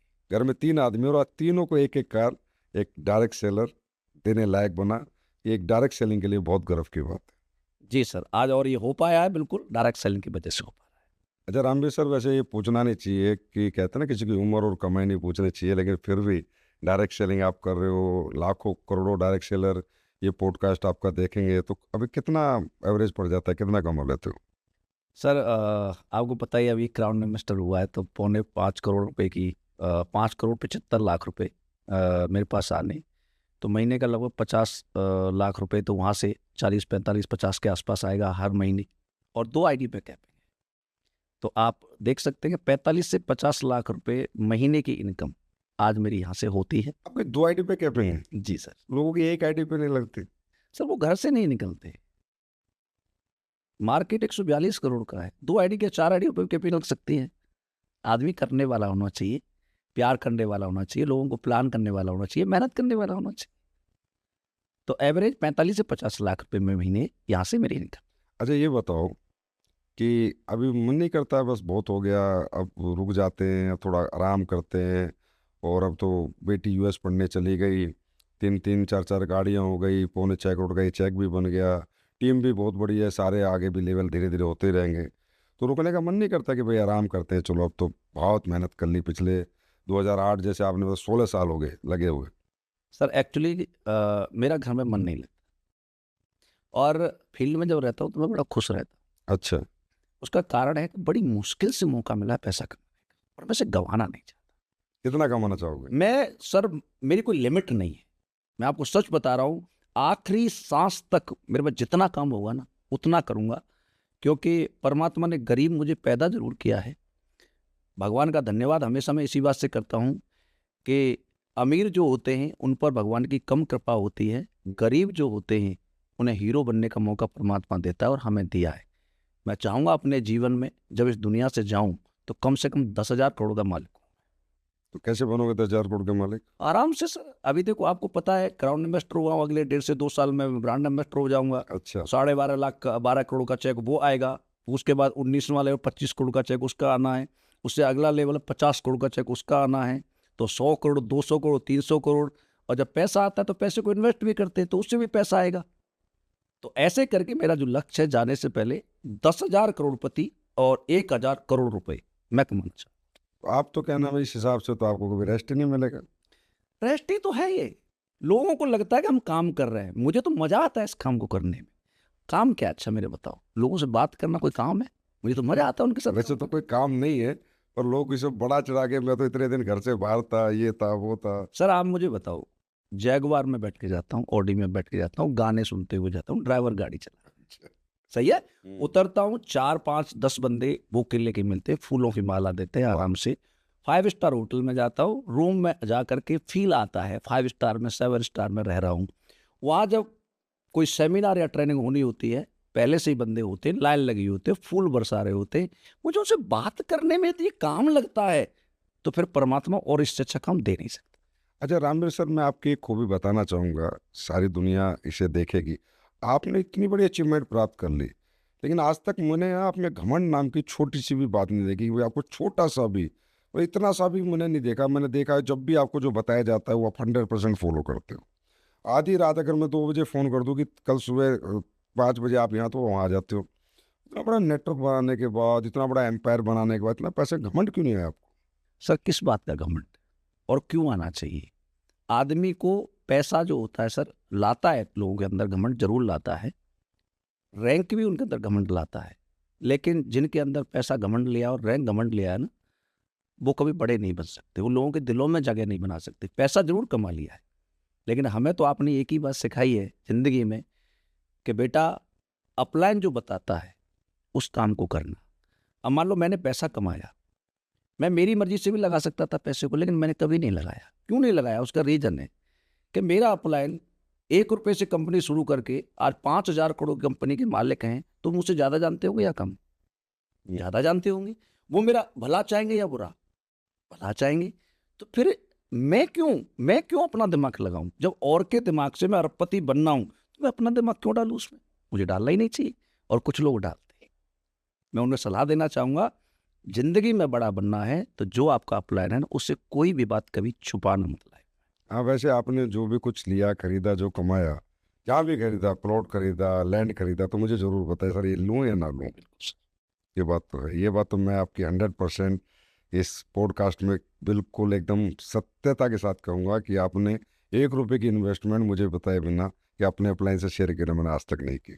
इसके लिए यही आपको ग्रेट बनाती है, यही इतनी बड़ी पर्सनैलिटी जो आप बने हो, इतने कम समय में जो ये मुकाम हासिल करा है, ये ग्रेटनेस ही है आपकी, जो आज आप यहाँ हो और इससे भी बहुत आगे जाओगे। जो आपने कहा सब होगा अगर आप इसी तरह रहे, क्योंकि इंसान को कहते कभी भी घमंड नहीं आना चाहिए, क्योंकि ज़मीन से जुड़ा हुआ आदमी हमेशा बड़ा बनता है, और जो आदमी ज़मीन से नहीं जुड़ा होता ऊपर देखता है ठोकर खा के जरूर कभी ना कभी गिरता है, किसी समझदार व्यक्ति ने किया।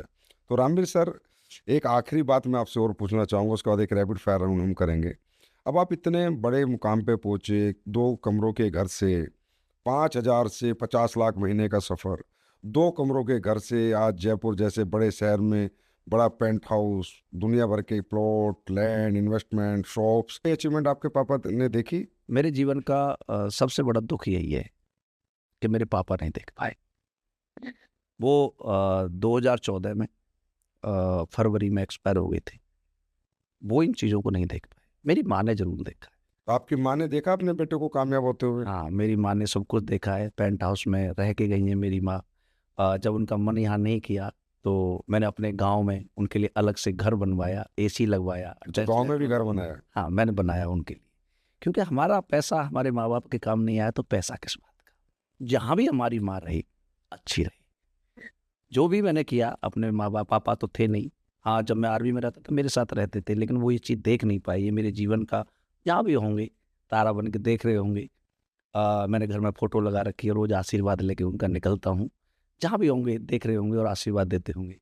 मैंने उनसे एक दिन कहा था, जब मैं पिछली कंपनी में था, तो मैंने कहा पापा मैं करोड़पति बनूंगा। अच्छा। तो मेरे पापा मम्मी से कह रहे थे कि देख तेरा लड़का पागल हो गया है, करोड़पति बनने की बात कर रहा है। और मेरे कान में आके बोले तेरे बाप ने भी कभी कमाया तो तू कमाएगा। अच्छा। लेकिन आज वो सारा सपना साकार हो गया है। शायद आज होते तो बहुत खुश होते। ये मुझे दुख है, वो नहीं देख पाए।